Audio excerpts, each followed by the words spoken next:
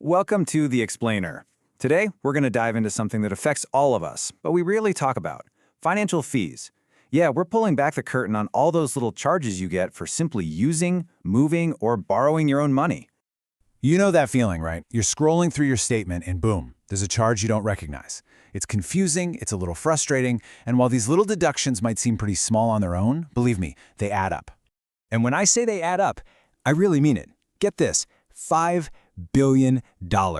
And that's not from the entire banking industry. Nope, that's just the cash the 10 biggest banks raked in from overdraft fees. This is a massive part of their business model. So let's break down where all this money is actually coming from.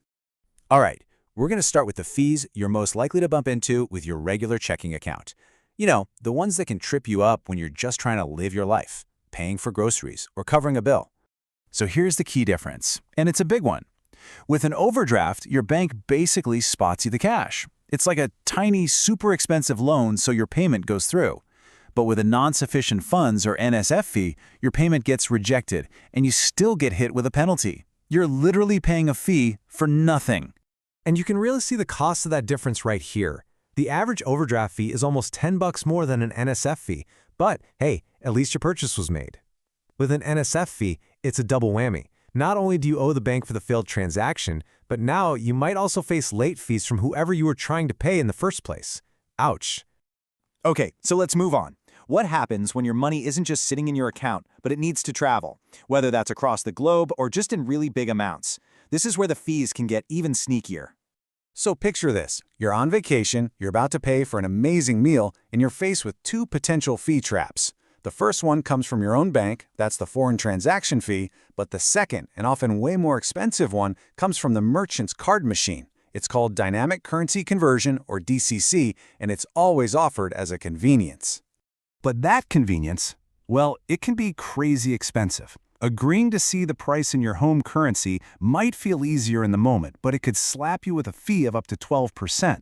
It's enough to turn a great deal into a really bad one, fast. And what about sending money to someone in another country? Well, behind the scenes, that's where the SWIFT network comes in. The best way to think about it is like air travel for your cash. If your bank doesn't fly direct to the destination bank, your money has to make layovers at other banks. And yep, each one of those stops takes a cut, anywhere from $15 to $50. So pro tip, ask your bank if there's a more direct and cheaper route. And hey, this isn't just an international thing. For huge, time-sensitive payments inside the UK, like putting down a deposit on a house, there's a special system called CHAPS. It guarantees your money gets there the same day, but that guarantee comes with a price, usually around £20 to £30 for a single transfer. It seems like the bigger the financial move you're making, the more layers of fees you find.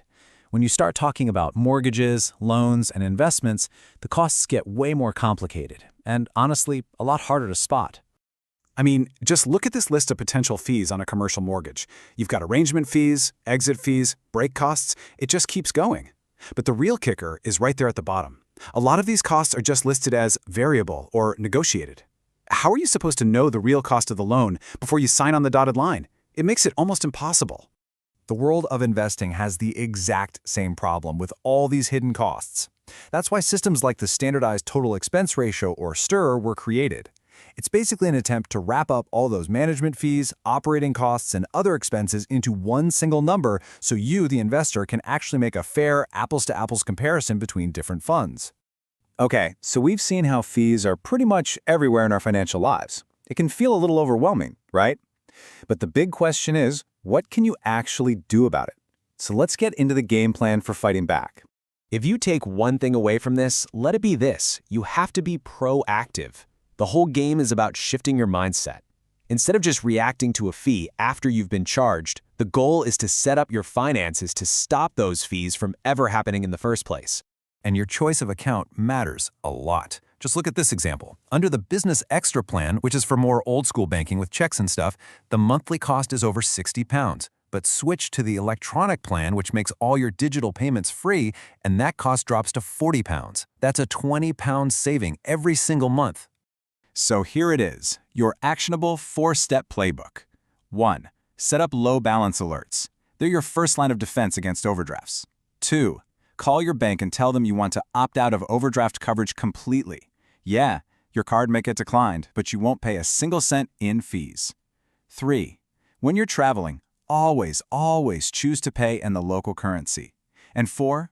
Once a year, take a hard look at your account's fee structure and make sure it still actually makes sense for you. Look, understanding these hidden costs is the first crucial step, but the real power, it comes from taking action. So, what's the first fee you're going to go after? Thanks for joining me for this explainer.